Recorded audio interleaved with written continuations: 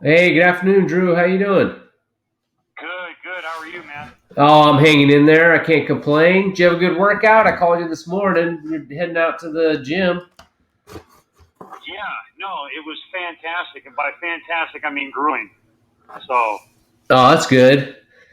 Yeah, you yeah, don't want to hear my. I got an old man story. I was out running with my oldest boy this morning, sort of like a jog, and okay, then we tried to mix it yeah. up by doing a little race. And I got the old twinge in the I already hamstring. like how this is going. So I had to hobble on home. I got a pulled hamstring. I can't believe it, man. I'm getting old. Sucks. Oh, man. Well, I'm slowly but surely joining that club, man. Yeah, yeah. It's no fun, but you got to do it, man. You got to keep on, sharpening that saw, or you're gonna get, rusty and old. So Yeah. I was working out this weekend and telling the guy, one, yeah, you got to embrace the struggle. But, also there's a difference between driving around something and driving through something. And I definitely want to teach people how to drive around and not through. yeah, yeah. Doing things smarter, not harder, man. That's the art Yeah, of life, right? And there's sometimes you can't take those shortcuts, but I think that part of the essence of what the talks we're having here, I think it's pretty cool, right? Because we've shared a bunch of different books that we've read together, over the last couple of yeah, years. We have a lot of similar ideas, but we have two unique perspectives, right? That we're yeah, looking at those we're looking at those ideas from two different worldviews, and I think there's good value there, right? I think that we're synthesizing all those ideas through our unique experiences and perspectives, and we're creating something that could be beneficial to others. And so, and do things smarter, not harder. Accelerate people's learning. That dynamic ascent to the better, to a higher, life of self actualization or right. fulfillment. So I think that's what this is about. So anyway, there's my No, I'm done. There's my idea for the no, day. don't be done. No, that's great. No, you're right. Wisdom is universal, and as all the books that we read, you and I kind of felt like whether it was Egg, Brendan Burchard, Eric Greitens, they were saying a lot of the same things, but they were speaking through their own unique life experiences. Take, take Eric Greitens, for example, having done humanitarian work before he became a Navy SEAL. Yeah. And so you get a lot of the wisdom from his academic experiences mixed with his life experiences. And the same thing is true with Jocko Willemick and Leif Babin and the books that they wrote, The Dichotomy of Leadership, and their first one, Extreme Ownership.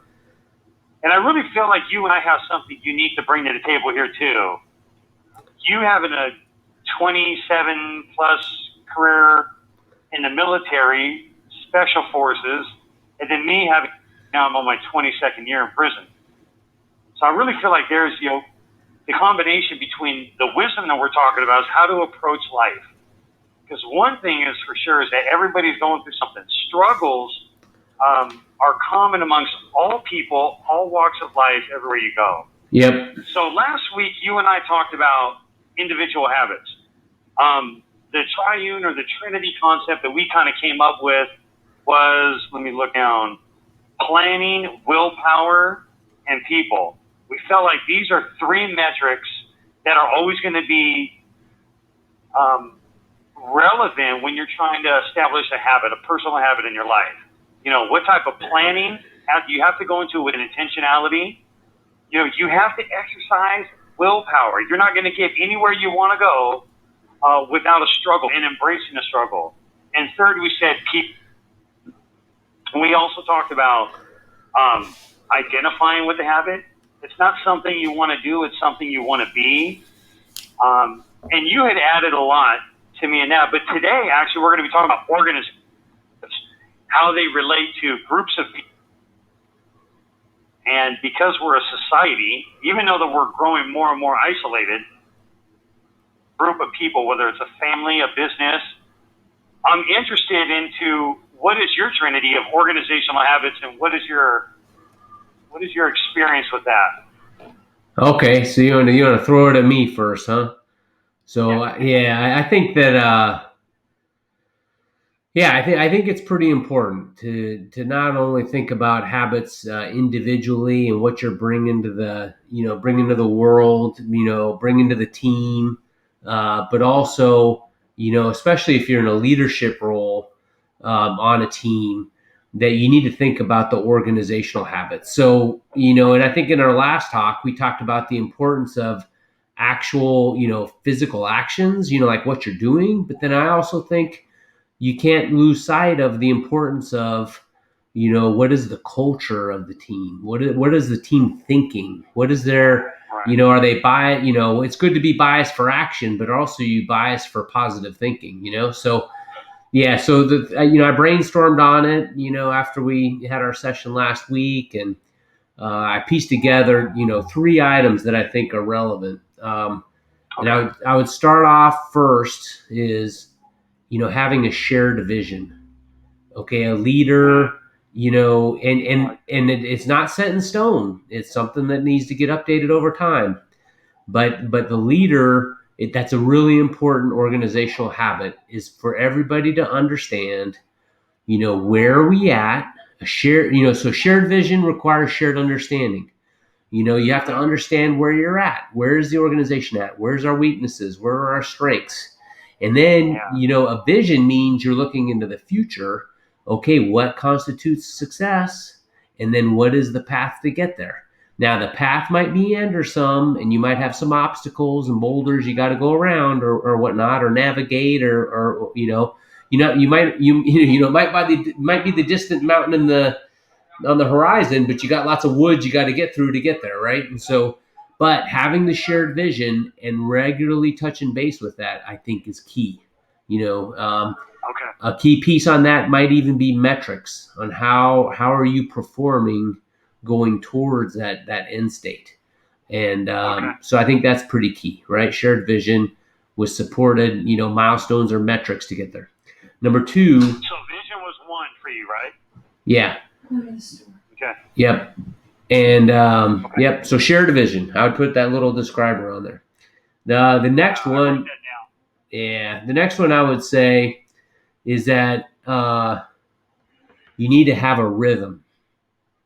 Okay. Now I'm sorry. I would call it a system. The team needs to have a system.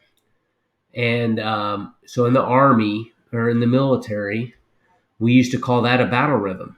It's a routine set of procedures that you have in a 24-hour period, specified roles and responsibilities, especially like in an operations center where you're monitoring combat operations.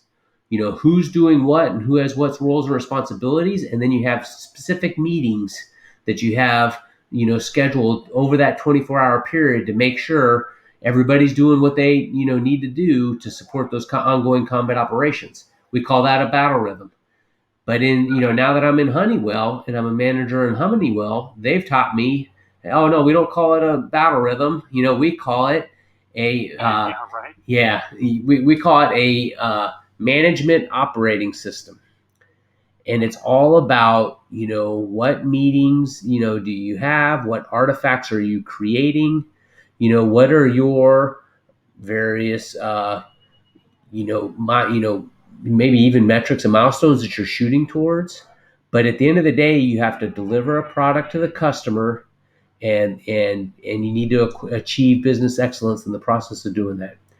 And so you have to have some sort of system, that guides how the team works together. And then, so that's number 2, system. And then the third one is everybody needs to have an improvement mindset. Always looking to continue to improve.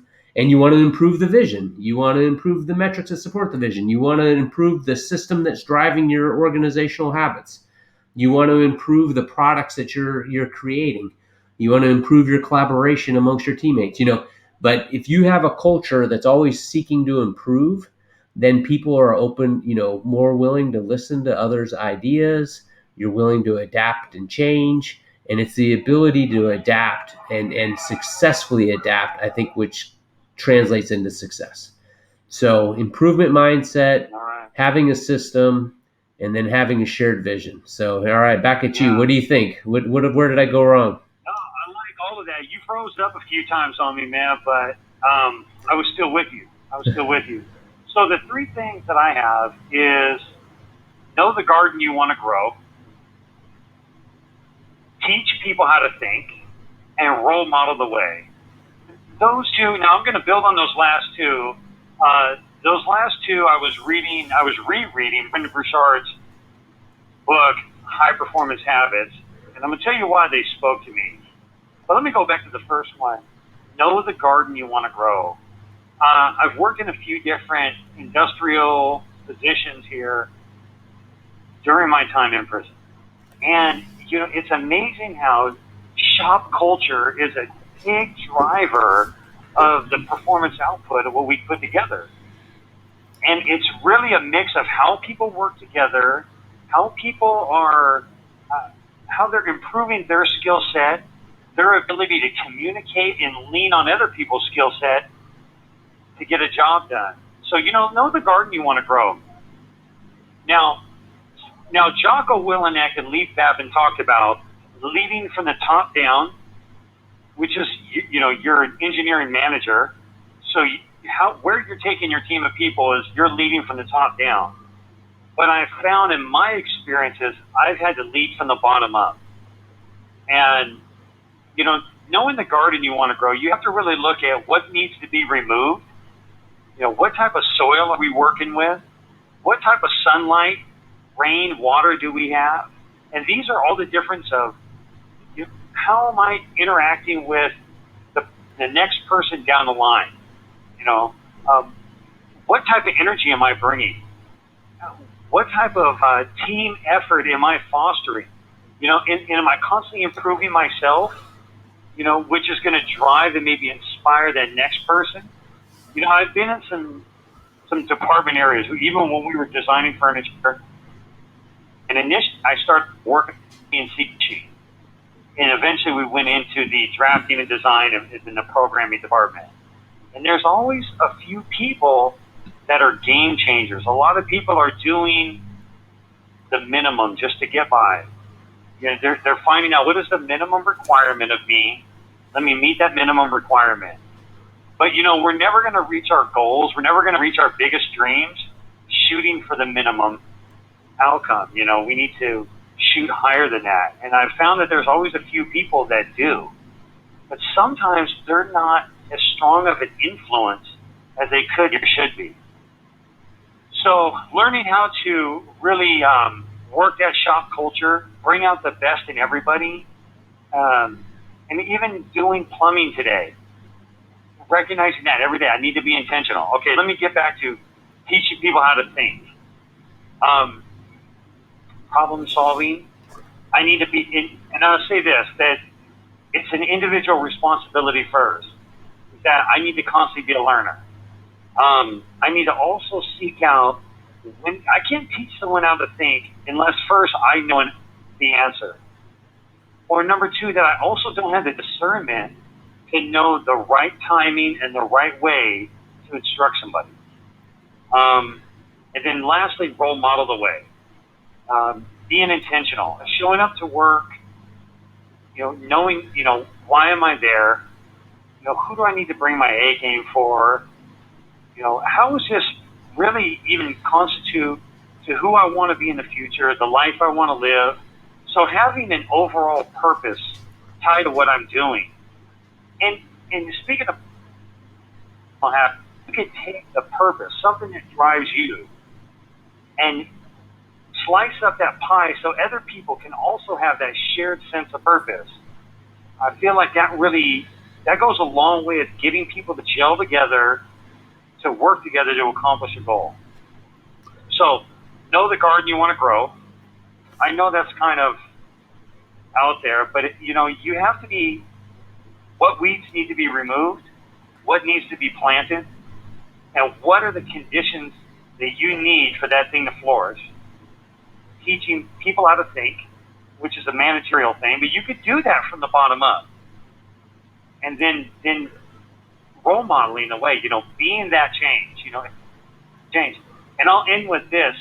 Peter Drucker had this really good quote I liked. I wrote it down this weekend. It's less productive than making more efficient, which should not be done at all. Yeah, that's pretty good. Yeah. And the trick is, cleaning out what is noise, right? You need stuff that actually contributes to delivering results. I like that quote. Yeah, so I think our first two. I think there's a lot of parallels in having a shared vision and know that know the garden you want to grow. Yeah, because you got to remove those weeds. You got to plant the right plants. You have to have the vision of what you want that garden to produce, and then you got to create an environment where all the plants know where they're going. And so to me that's shared vision, right? And then and I like teaching people what to think.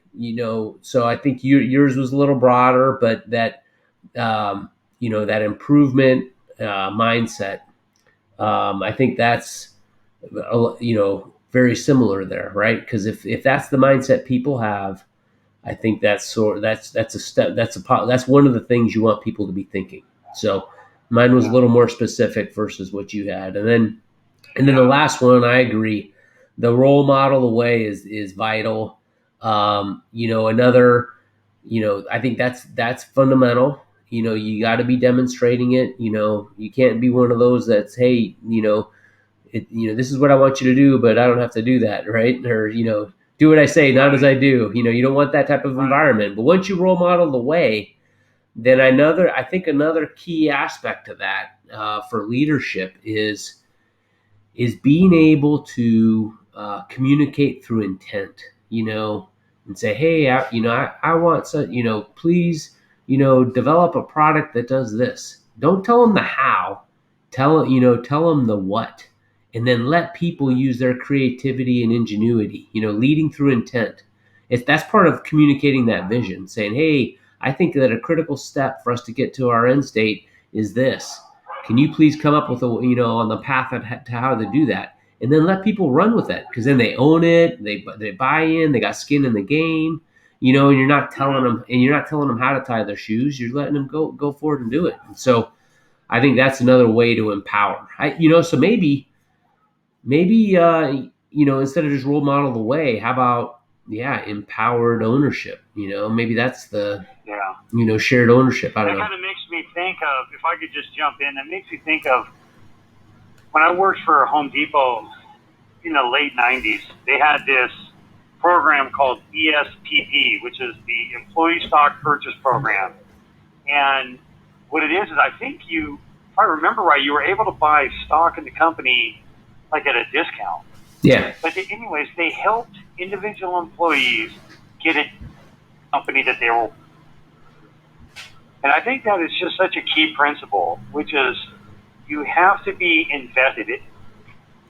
Okay, even when you're doing time, we say doing time in prison. It's a common saying. But a lot of us that have been in prison for multiple decades, even though having done time, we're not looking to just do time. Because this time represents my life. So I'm doing life. I'm not doing life and forever in prison, but this is my life. Yep. And if you get up every single day and you think, well, I'm just going to be a cog, I'm just going to get up and do what I have to do. Programming is what they call it in here. Are you programming? But I'm not just programming. I'm planning.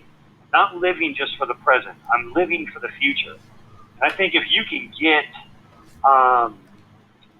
something pop up on my screen. If you can get people within an organization to feel that this is a key thing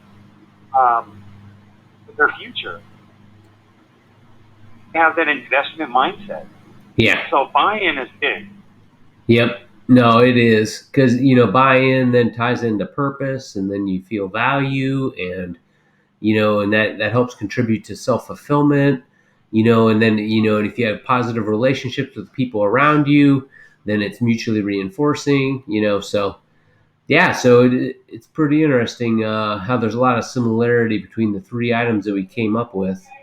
Um, I do like that idea of framing things, abstract concepts, in trinities, and I think it's pretty insightful. But whether I was on a special forces ODA, we had designated battle drills. We packed our Okay. rucksacks in a certain manner, so everybody knew what was where. We Yeah. we practiced patrolling in the woods, so we could communicate through body language, and we wouldn't have to say anything, so we could be extra quiet. And we knew each other, and so those types of habits. But the only way you get those habits developed is you gotta be in the crucible, the training crucible, and then you refine, what are those procedures that everybody uses and everybody knows, and then especially like if the medic, let's say the medic gets shot. Okay, well, does everybody else know how to apply all the first aid? Or what if the commo guy gets shot? Does everybody know how to use the radio? So Yeah. you got to be able to cover each other, and you need redundancy in your organization because somebody's going to be in Honeywell. If somebody's going to be on vacation or somebody's going to get sick, you still got to meet the mission. You got to deliver to the customer. So people need to be able to backfill each other, and so Yeah. that's where That's those good. yeah Out those in industry, it was cross training. Cross yeah training was necessary because otherwise, what you end up with is tribal knowledge. Only yep these people know how to do that, and then if that element is removed, then the whole system is choked out and dies. yep And another key thing is why you need to cross train, why you need people to be able to fill each other's shoes. One thing I see that's hindered groups and especially small production teams is obsessing over where you're not rather than embracing what job or task or what responsibility is yours.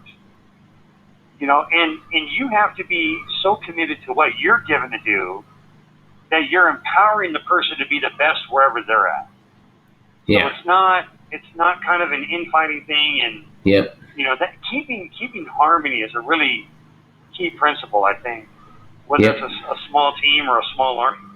Yeah, and yeah, helping each other out, helping each other get to the finish line, and then another key aspect is, yeah, for helping out your colleagues get there when they need that assistance. But then also, I like there's an attribute of leading up, anticipating what the Okay.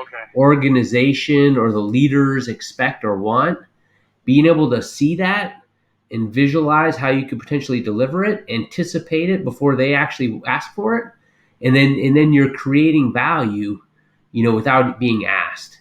And if you can do Yeah. that, then that's powerful, especially if you can get your Yeah. organization to do that and deliver to whatever that organization works for, and have them deliver always one step ahead. I mean that's the sweet spot. But that requires so getting into thinking again, right? That requires anticipation. It requires preparation, for the future, and then collaboration to be able to do it, because you can't be doing that as an individual. That's a group effort. Yeah. So Yeah. Even every day right now, I have a pretty tough boss, and I've learned to really respect his style of management. It took a few years, but learning, just like you said, to anticipate. I know what he expects, and by knowing what he expects, it helps me know what I need to bring, how prepared I need to be yeah, every day. When we're heading out to jobs, and it's no different than going to do jobs, knowing what tool. You know how many times we've ended up on location and not had the thing we needed, yeah. had to go back, Yeah. and it's like, Drew, did you look at the work order, So, um, but yeah, anticipation, and I really like how you said leading from the.